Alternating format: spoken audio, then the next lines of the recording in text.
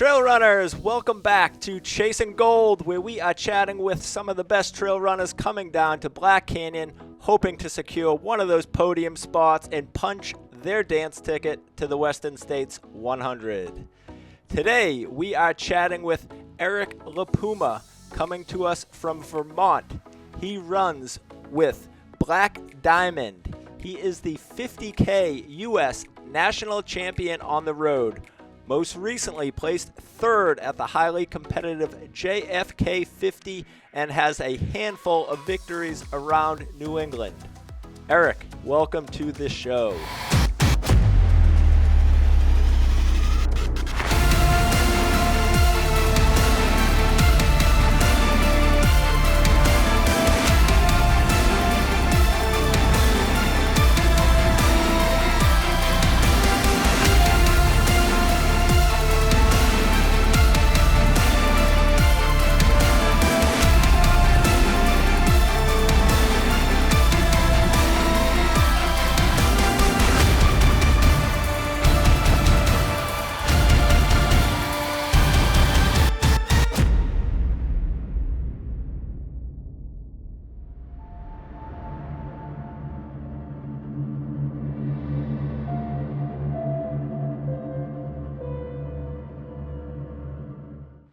Thank you, Scott.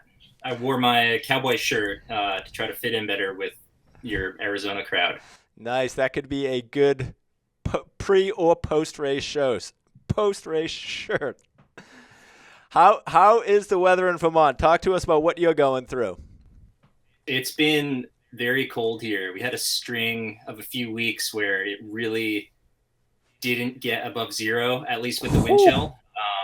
Today was 40, which was the warmest day it's been probably since October. Some heat training there at 40, huh? So, and all the saunas are closed because of COVID. So the only heat training I've been able to do is on my indoor bike on Swift. Wow. All right. Yeah, Well, we'll have to, cold. as the saying goes, fitness trumps everything. So you always want to carry more fitness and work on those specific things a little later. So hopefully the fitness carries you through this one. I'm hoping so.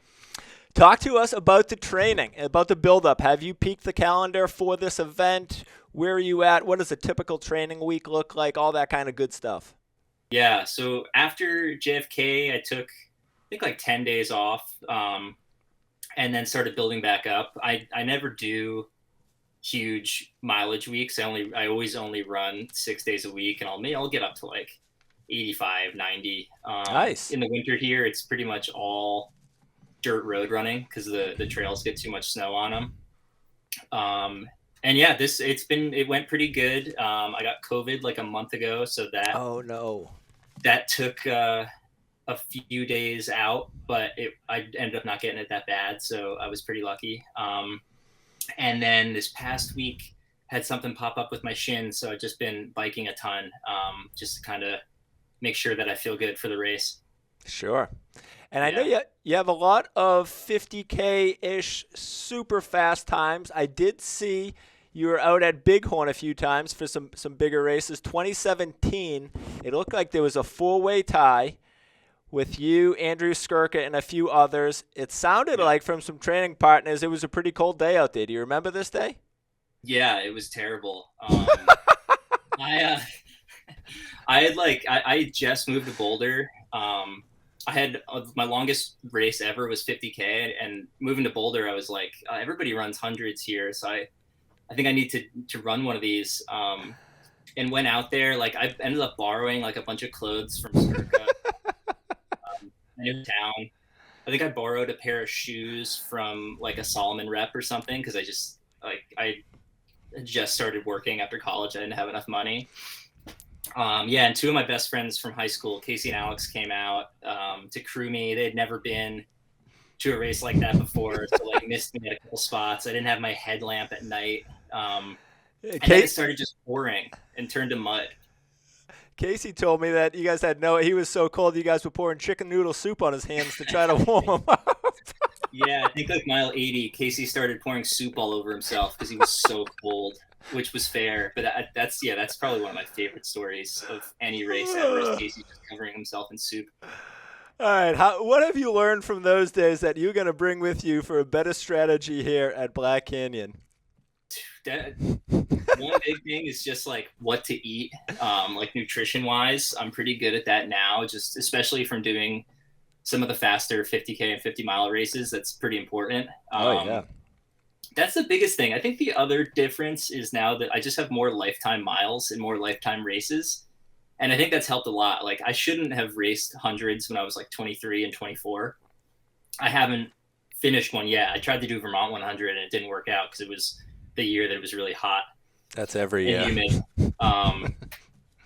So yeah, definitely just have more racing experience. I don't think I can pinpoint like anything in specific, but just having done those races, I feel um like I never really worry about like my quads blowing up anymore. Like that used to be an issue. And Um, what is the nutrition plan? Are you taking in X carbohydrates per hour, or like what does that look like on race day? yeah, it's like I use Martin, so it's like 320 calories an hour. I think it's like 70 or 80 grams of carbs, all liquid. So that's pretty good. That's worked at least on the East Coast. I haven't tried that in a less humid climate. So I'm gonna just try that again, and then like maybe just bring like some salt tabs and stuff. I did that at Vermont because it was kind of hot. And might just have to like drink some more water, but pretty much all Martin. And then later in the race, I'll probably eat like some potato chips and stuff. I like that. Sure. And what about in the bottle? Are you just using water and supplementing with salt? I do the Martin drink mix. Oh, it's a drink mix. So Gotcha, yeah, gotcha. it's all liquid. So I'll wear a belt probably and carry 2 bottles with me, Okay, fair and then a enough. few gels. So that'll give me like 2 or 3 hours in between crude aid stations. Sure. And you've never been on the course, correct? No, I've never been to Arizona. All right, first time for everything. Yeah. Have you seen anything of the course? Do you know what it looks like? Do you got any good beta? So on paper, so I know I'm wrong about this. On paper, it looks really easy, but and I know I'm wrong about that just because the times, not that they're slow, like they're all fast times for 100K, but they don't reflect like a smoking fast course. And just I'm friends with Cordis and they live out there now, like him and Abby live out there now. So he's Yeah. told me about the course. And I've just read about it. I know it's not easy. I'm sure it's going to be a lot more winding and not flowy. Um, Very windy. but yes, that's pretty much what I know about it. I'm really excited to run 100K in a place I've never been, especially on trails, just because it's been so cold here that you really cannot get on trails in the winter right now. Sure. Yeah, some will say it probably plays into the times that the course is technical. You are coming from Vermont, the mountains of Vermont in New Hampshire. I don't think you're going to find this too technical, but there are lots of, softball sized rocks. When I try to explain East Coast running to folks out here and the technicality, I think it goes right over their head. I think you'll be a-okay out here. I'm glad to hear that from you.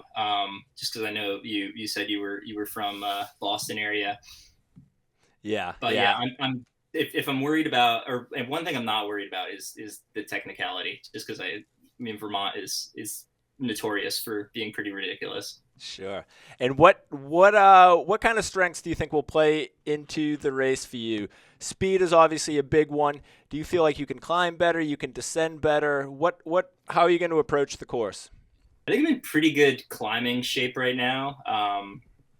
I don't feel like I need to be in really good like technical descent shape, so that's good. I think running Vermont 50 this year and JFK, I think has been pretty good experience in just running for like 5 to 7 hours, like actually running and not breaking that up with like a ton of hiking. Mm-hmm. So I think that'll be a strength. And running versus that stacked field at JFK, you've obviously ran versus the stacked field at the national championships and won. Is there anything that you can take away from that going against this stacked field that is coming to Black Canyon? Do you get nervous at all, or are they just another bib for you to beat? I was nervous about that for JFK, just because I knew Adam Peterman was coming and he's just been rolling every race that he's been Absolutely. in. And my strategy for that was just to not try to run with him like at all. I know like there's a few people going to Black Canyon who are probably at his level, so I'm just not going to run with them at all, and just try to like. I mean, I know I'm not going to be running alone. There's a lot of people there.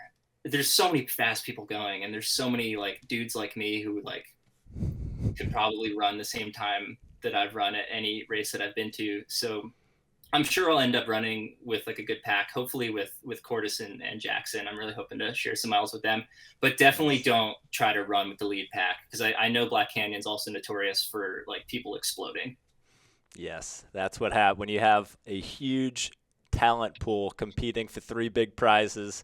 Everybody wants it. What happens is you have some aggressive racing, and yeah, there's a lot of drops. It seems like around Black Canyon City, that 50K mark is where the casualties start. Yeah, I'm looking forward to getting through the first 50K, because I know the second half is a lot tougher. Absolutely. And do you have any sort of mental strategy, any mantra that you're going to use to, help keep you on track to, stay calm, stay focused? No, I'm terrible at that. I can't stay focused like ever. I've been trying to fix that by meditating, but I think my only my mental strategy would just be knowing that the conditions that I have to run in every day are as bad or worse than anybody who's going. I know there's that dude Reed from Canada who's coming, the 210 marathoner. Sure. He might be the only other guy there who has to run in like regularly -20. There's a few Canadians coming that are pretty quick, so I think, I don't know what. Maybe they're in the sauna preparing for it, but there are a few coming down for this one. Cool. Awesome. Let's jump into the fast pace fartlek round, Eric. Number 1, what sneakers will you be wearing on race day? I'll probably wear the Hoka Challenger. Nice. If you do get one of those golden tickets, who would you rather be handing it to, Gene Wilder or Johnny Depp? I like Johnny Depp a lot. All right. Grocery store guilty pleasure. What's going in that grocery cart every week that you shouldn't be putting in there? Probably the big bag of dried mangoes from Costco. That doesn't sound too bad. No, it's bad the amount that I eat. Got to fuel for those miles, man. I mean, if it's got to be something actually bad, Nutella, I could. I hear that one. Oh yeah. All right. You are walking onto the track on race day. You get to select the song that you walk out to. What is it going to be? That's a good question. I've been listening to Glenn Danzig from the Misfits a lot lately, so I don't know which song, but one of his songs. How about coffee? How do you take your coffee? I don't drink coffee. I drink decaf. Oh no! Oh boy! I can't have it. It makes me too crazy. All right, we're gonna let that one slide. Race day. I'll drink decaf. All right. Fair enough. Race day superstitions. You got any? I have a lot. Yeah, I have to drink one Budweiser 2 days before the race. Hold on. Repeat that. One Budweiser 2 days before the race, preferably from a 12-ounce bottle.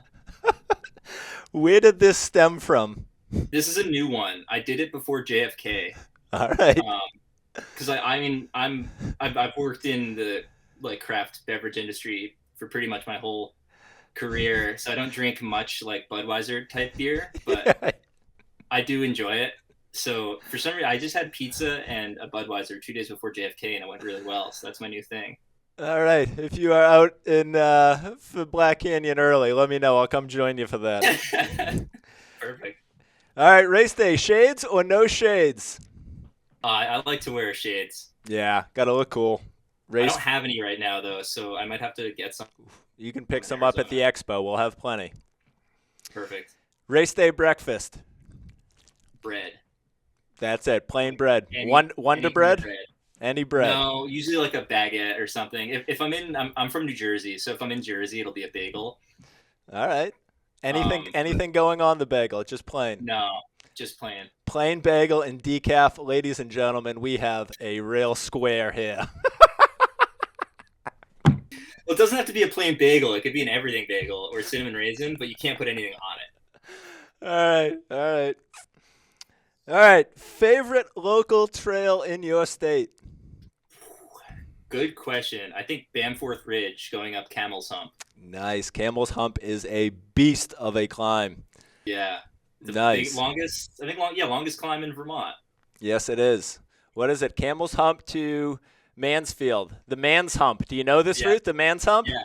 Oh, Man yeah. Hump Challenge. The Man's Hump Challenge. For those that want a challenge, go do the Man's Hump Challenge. What are the stats on that? Is that 30 and 8 or so? Super technical. Yeah, I think it's between like 27 and 30 and between 8 and 10,000 feet, but like super gnarly. Super gnarly. Cool. Yeah. All right. We got that's a challenge out to our viewers. Go do the Man's Hump this summer. Last one. The dust has settled on February 12th. Race is over. What place did you finish the Black Canyon 100K? Third place. Third place. Love it. Me and you both. Eric, thank you for chatting. It's a pleasure, and we will see you at the start line. Thank you. Thanks for having me. Absolutely.